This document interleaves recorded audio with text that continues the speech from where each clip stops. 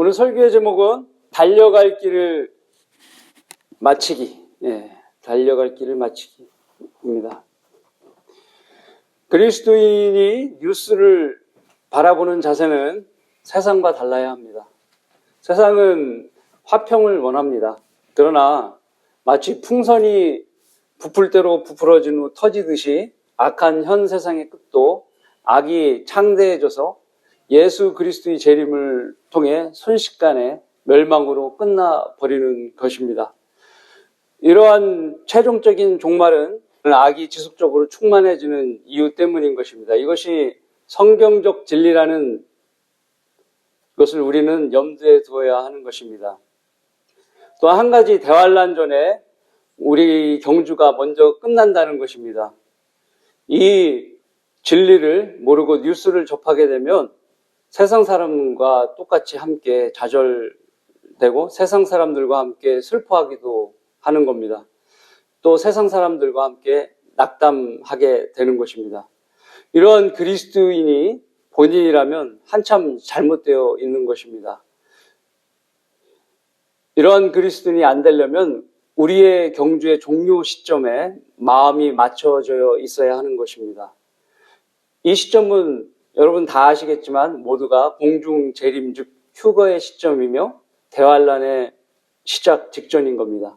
그래서 이러한 시점상 알 수 있는 내용은 우리는 대환란을 겪지 않는다는 거예요. 대환란에 들어가지 않는다는 겁니다.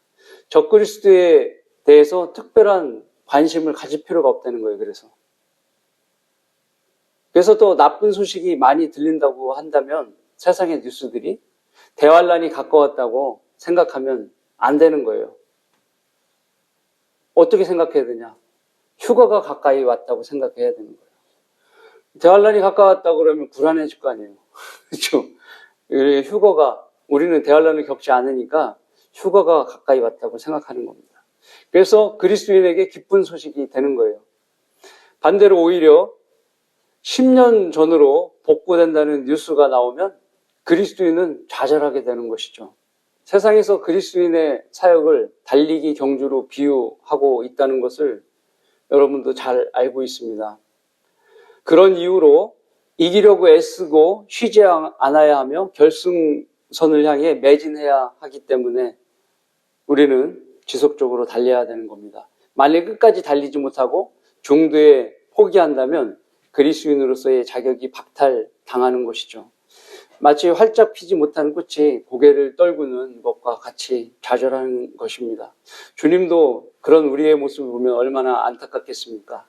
그래서 경주자는 달려갈 길을 완주해야 하는 것입니다. 미국의 캘리포니아 금광 개발 시대가 있었는데요. 그래서 골드러시라고 하죠. 그 당시에 답이라는 남자가 있었습니다. 그 사람은 금을 찾겠다는 꿈을 안고 전 재산을 금광에다가 광산에다 투자했어요. 인부들은 많이 샀고 수개월 동안 땅을 팠지만 금이 나오지 않았어요. 그래서 좌절이 컸겠죠. 큰 빚을 지고 절망한 다비는 결국 금광을 팔게 됩니다. 그리고 모든 기계를 고물상에 넘기게 됐습니다. 헐값으로. 그리고 자기가 태어났던 고향으로 돌아가게 됩니다. 그런데 고물상이 최강 기계를 산 고물상이 전문가를 불러서 광산을 조사했습니다. 이 전문가는 이전 주인이 조금만 더 팠으면 금맥이 나올 것이라고 이었는데 포기했다고 말을 해준 겁니다. 실제로 그래서 다시 땅을 팠더니 3피트 약 90cm를 더 팠거든요. 그랬더니 거대한 금맥이 나오게 된 겁니다. 손해를 본 거죠. 다비는 직전에 포기를 했으니까. 그래서 저 새 금광 주인과 고물상에 가면 엄청난 부를 넘겨주고 자신은 완전히 실패했습니다. 조금만 더 참았더라면 큰 부자가 됐을 수 있었는데 그는 소망의 돛을 내려놓지만 않았다면 큰 성과를 보았을 텐데 낭패를 본 것이죠. 다비가 개발을 포기한 순간 시간, 노력, 돈, 열정을 투자한 모든 것이 날아가 버리게 된 것입니다. 포기하는 것은 우리를 중지라고 하고 완주하는 것은 새로운 도전의 시작이라고 하는 말이 있습니다. 그리스도인의 완주에는 새로운 도전이 없습니다. 바로 그리스도 심판석에서 경주자의 최종 시상식이 열리기 때문에 그렇습니다. 그래서 오늘 본문의 내용으로 인하여 우리가 달려갈 길을 맞춰야 하는 이유라는 이 주제를 가지고 저와 함께 알아보겠습니다. 달려갈 길을 맞춰야 하는 이유, 첫 번째, 우리에게 주어진 결승선이 얼마 남지 않았기 때문입니다. 우리가 달려갈 길을 끝까지 맞춰야 되는 이유가 바로 우리에게 주어진 결승선이 얼마 남지 않았다, 이것입니다. 로마서 13장 11절 12절 말씀입니다. 로마서 13장 11절 12절 뿐만 아니라 우리가 그때를 아노니 지금은 바로 잠에서 깨어나야 할 시간이로다. 이는 지금이 우리가 믿었던 때보다 우리의 구원이 더 가까워졌음이라. 밤이 지나고 낮이 가까웠느니라. 그러므로 어둠의 행위를 벗어버리고 빛의 갑옷을 입자. 달리기 시점은 그리스도인마다 다르죠. 어느 분은 20년, 미리 믿어서 구원받으신 분은 그때 20년 전부터 달리기 시작한 거죠. 어느 분은 10년, 어느 분은 1년. 그렇게 모두가 달리는 시점이 각기 다릅니다.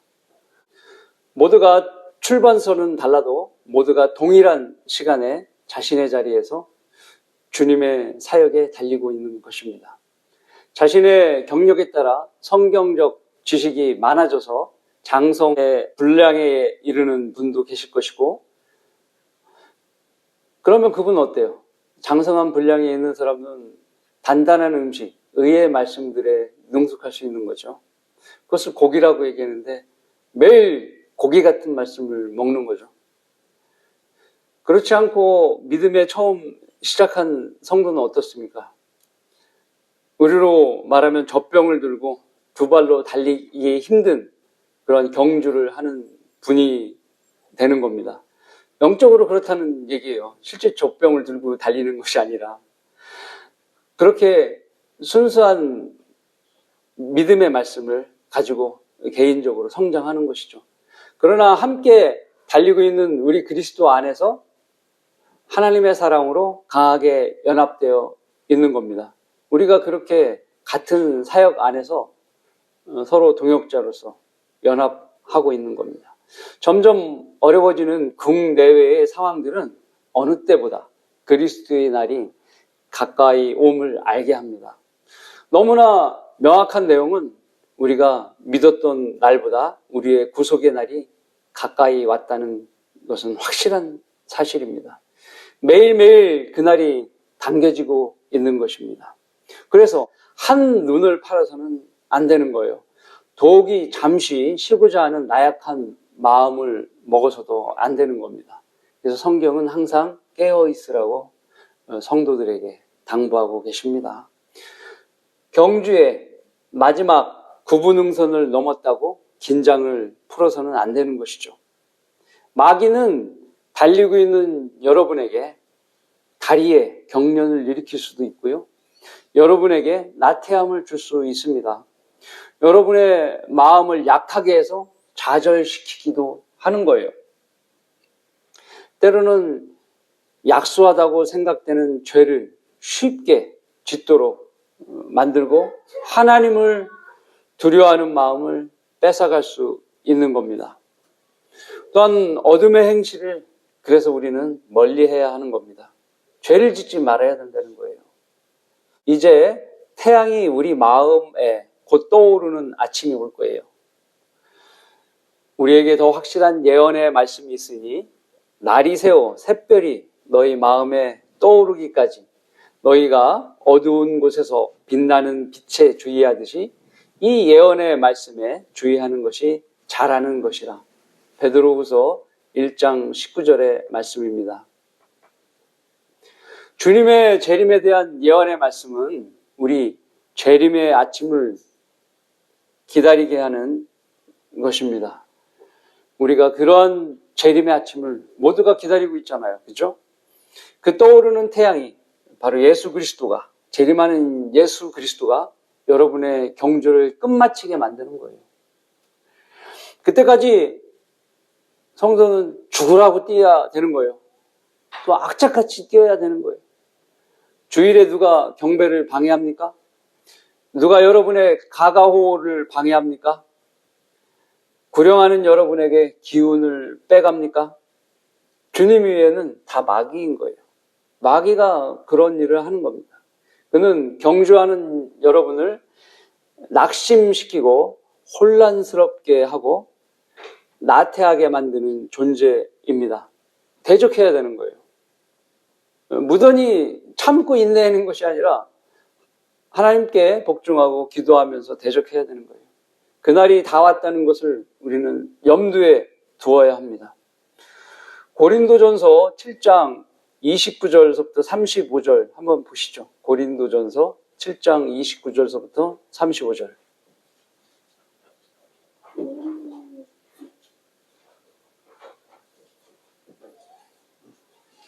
고린도전서 7장 29절부터 35절.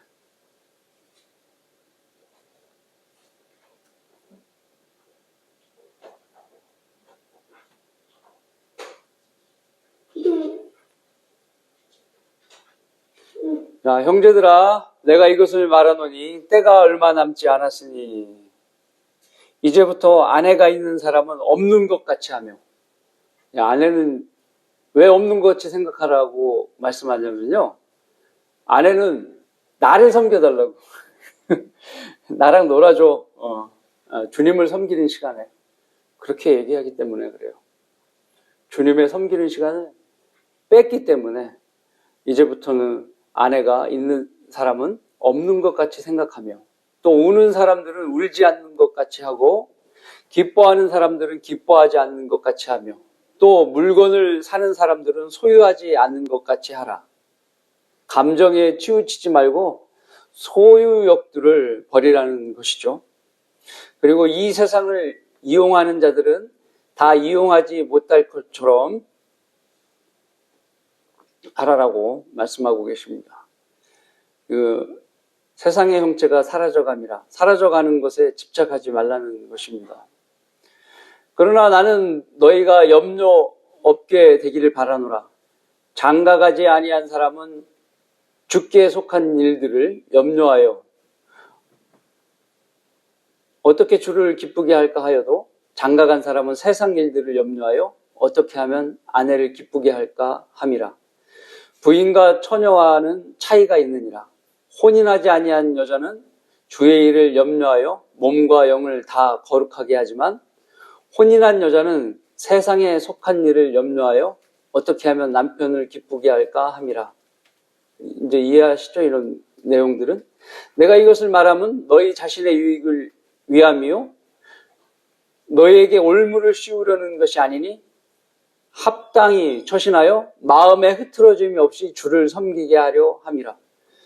오해가 있이 들은다면은, 고린도전서의 이 말씀이, 교회를 다녔더니 올무를 씌우려고 그래, 이런 부담을 주는 이야기를 하니까요, 그렇게 듣지 말라는 거예요.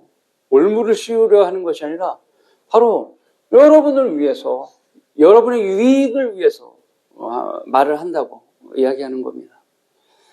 여러분 잘 되라고, 변함없이 주를 섬기라고 이렇게 말씀하는 겁니다.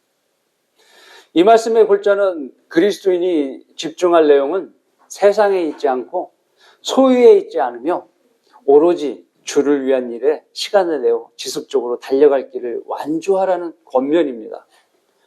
왜 그렇죠? 왜 이렇게 완주하라고 얘기하시죠? 답은 29절에 있어요.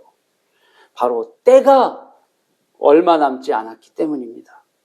우리의 인생의 무거운 짐과 쉽게 에워싸는 죄를 벗어버리고 인내로 경주를 하는 방법은 믿음의 창시자요 완성자이신 예수 그리스도를 바라보고 열심히 달리라는 것입니다. 그분은 곧 궁중에 오셔서 여러분 각자를 부르실 것이고, 그럴 때 주님의 모습을 보게 되는 거예요. 열심히 경주를 우리는 그래서 그날까지 지속해야 하는 겁니다. 몇 시간만 더 달리면 돼요. 몇 시간만, 여러분. 그러면 결승선에 도착하는 거예요. 자, 달려갈 길을 맞춰야 하는 이유. 두 번째, 의로운 재판관께서 완주자에게 상을 준비하고 계시기 때문입니다. 완주한 사람에게 상을 준비해 주고 두고 계시다는 얘기입니다. 말씀은 오늘 말씀 디모데후서 4장 7절과 8절의 말씀입니다. 내가 선한 싸움을 싸우고 달려갈 길을 마치고 믿음을 지켰으니 이후로는 나를 위하여 의의 면류관이 마련되어 있어 의로운 재판관이신 주께서 그날에 그것을 내게 주실 것이며 또 나뿐만 아니라 그의 나타나심을 사모하는 모든 사람에게도 주실 것이라. 죄인들은 죽으면 벌을 받죠. 유황과 뜨거운 불 그리고 극심한 고통이 동반된 벌을 받는 겁니다. 타들어가는 갈증 느끼죠. 갈라진 혀, 비명을 지독히 지르는 그런 소리들, 쉼을 쓸 수 없는 답답함 등이 바로 하나님의 사랑을 거절하는 사람들이 받게 될 형벌인 겁니다. 단 1초도 쉼 없이 영원히 고통받는 것 상상해 보셨어요? 정말 하나님 말씀을 거부한 사람은 상상할 수 없는 고통을 느끼게 되는 거예요. 더 구체적으로 말씀드리면 불에 타서 죽는 고통, 막 타서 죽는 그 순간의 고통, 그리고 숨이 조여와서 막 죽는 그 순간의 고통, 또 타는 듯한 갈증을 느끼다가 허덕거리면서 죽어가는 그 순간의 고통들이 한꺼번에 동반된 그 지옥의 형벌이 그런 고통스러운 형벌인 것입니다. 그러나 주님을 잘 섬긴 사람들에게는 풍성한 상이 준비되어 있어요. 마태복음 6장 19절 21절에는 너희 자신을 위하여 땅에다 보물을 쌓아두지 말라. 거기에는 좀과 녹시 해치며 또 거기는 도둑이 뚫고 들어와서 도둑질 하느니라. 오히려 너희 자신을 위해 하늘에다 보물을 쌓아두라. 거기는 좀이나 녹이 해치지 않으며 또 거기는 도둑들이 뚫고 들어오지 못하고 도둑질도 못하느니라. 너희 보물이 있는 곳에 너희 마음도 있느니라. 여러분의 보물은 어떻게 안전하십니까? 잘 쌓아두셨어요? 누구에게 알려줘도 도둑 맞을 걱정을 안 하는 곳에 쌓아두신 거 맞죠? 예, 잘하신 거예요. 여러분도 잘 아시지만 주님은 돈이 필요하신 분이 아니죠. 돈보다 믿음, 섬김, 찬양, 그것을 더 기뻐하시는 거예요. 그것이 하늘의 가치 축적의 기준입니다. 세상은 어때요? 부동산, 귀금속, 통장 잔고, 주식 등 가치 축적 기준이 우리와 달라요. 그것은 썩어질 것들이고요. 휴거해버리면 다 버려지는 헛된 것들입니다. 이런 것들을 많이 쌓아두셨다면 그날에 다 날아가 버릴까 걱정하며 아쉬워하게 되는 것이죠. 그러나 하늘의 상으로 쌓아두신 분은 든든한 거예요. 그렇다고 지금 여러분이 나는 몇 개의 면류관을 받을 것인가 세어보라는 얘기는 아니지만 여러분 그래도 염두에 둬요. 주님의 오심을 기다리는 의의 면류관, 그 다음에 끝까지 견디는, 그래서 죄를 짓지 않고 인내로 살아가게 되면 썩지 않을 면류관을 받죠. 구령자에게 주는 자량의 면류관, 또 순교자에게 믿음을 끝까지 지키는 순교자에게 주는 생명의 면류관, 그리고 양들을 잘 육성하고 키운 목사에게 주는 영광의 면류관, 이 5가지 면류관이 있는 겁니다. 이 면류관은요, 천년 왕국의 유업과 연결이 되어 있는 거예요. 그렇기 때문에 천년 왕국의 많은 고을을 이 면류관을 통해서 다스리는 기준이 되어버리는 겁니다. 거기에 면류관에 박히는 보석들이 있죠. 금은 보석. 여러분이 차곡차곡 쌓아 나가고 계시는 겁니다. 경배는 금이 쌓이는 거예요. 경배 드릴 때. 그 금이 쌓이는 거예요. 여러분은 하나님 말씀에 쌓인다고 그러면 쌓이는 거예요. 지금 쌓였으니까 올라와서 확인할래? 이렇게 할 수가 없잖아요. 그죠? 하나님 말씀 가지고, 그거를 믿는 겁니다. 달려갈 길을 도중에 포기하면 안 되는 거죠. 조나단 에즈워드라는 목사님이 계신데요. 목사님이 이런 말씀하셨어요. 당신의 시간과 재물에 대해 판단해보라. 매 순간이 중요하다. 예. 재물보다 시간, 순간이 중요하다는 것입니다. 주님을 위해 쓰는 매 순간이 더 중요하기 때문에 우리는 끝까지 달려서 그 상을 받도록 이겨야 되는 것입니다. 그 시간이 하늘의 상급을 쌓을 수 있는 기회의 시간인 것이죠. 귀중한 일에 시간을 악착같이 써야 되는 거예요. 우리 세상에서 돈 벌려고 악착같잖아요. 좀 밥 먹는 것도 1시간 느릿느릿 먹어야 되는데 빨리 일해야 되기 때문에 10분 안에 먹고 막 달려가는 거예요. 이게 얼마나 악착같아요. 그죠? 그런 삶을 산 사람들이 많은 겁니다. 그렇게 세상 일을 열심히 하는데도 주의 일은 느긋하게 하면 안 된다. 그런 말씀입니다. 경기장에서 달리는 사람들이 모두 달릴지라도 한 사람만 상을 받을 것을 너희가 알지 못하느냐? 그러므로 너희도 상을 얻게 되도록 달리라. 이기려고 애쓰는 사람은 누구나 모든 일에 자제하나니 이제 그들은 썩어질 면류관을 받으려 하지만 우리는 썩지 않을 면류관을 받고자 함이라. 고린도전서 9장 24절서부터 25절의 말씀입니다. 모든 일에 자제하려고 애쓰면 썩지 않을 면류관을 받게 된다고 말씀합니다.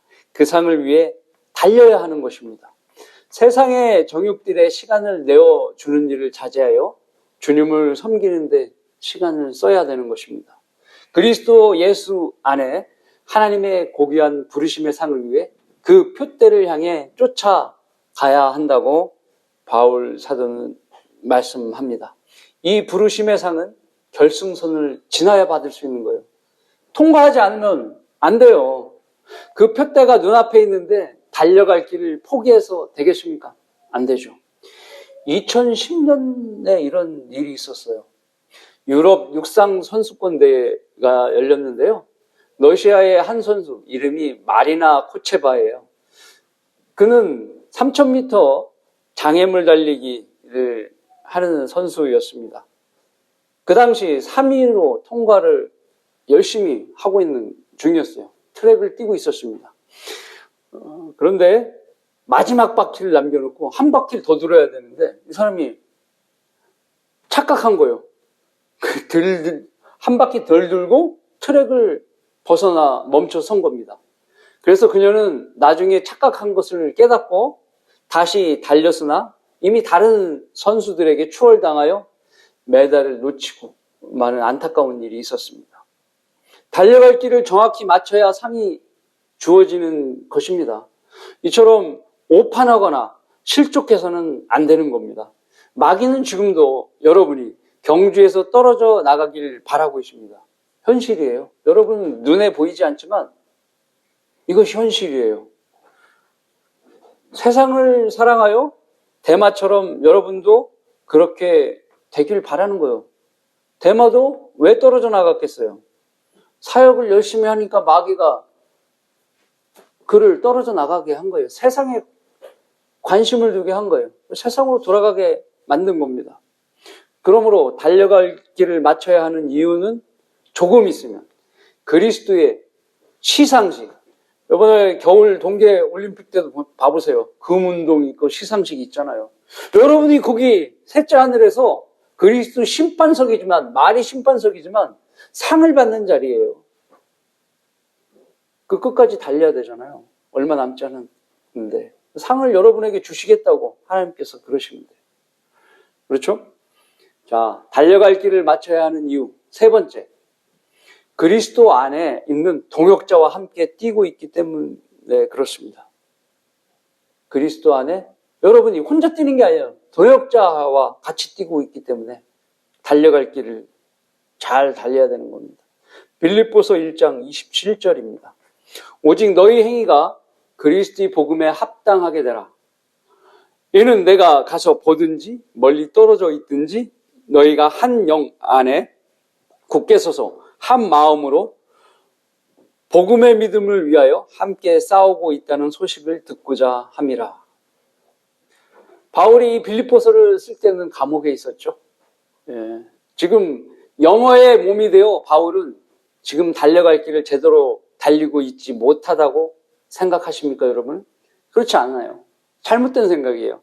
바울은 감옥에서도 빌립보 교회들의 성도에게 편지를 쓰고 있는 거예요.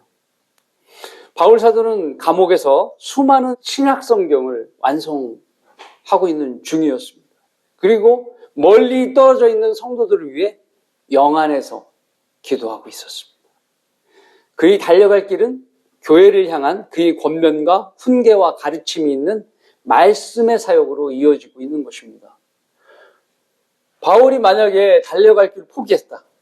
나 감옥에 갇혔으니 이제 어쩔 수 없는 상황이잖아. 만약에 서신도 안 쓰고 기도도 안 하고 그랬다 봐요. 동역자들 다 어떻게 됐겠습니까? 다 동일하게 쓰러져서 달려갈 길을 못 가는 거예요. 그러나 바울은 감옥에서도 열정적으로 달려갈 길을 가고 있는 것입니다. 그의 경주는 감옥에서 추위를 이기기 위해 외투가 필요했고요. 수많은 말씀의 사역을 위해 양피지로 된 책들이 필요했습니다.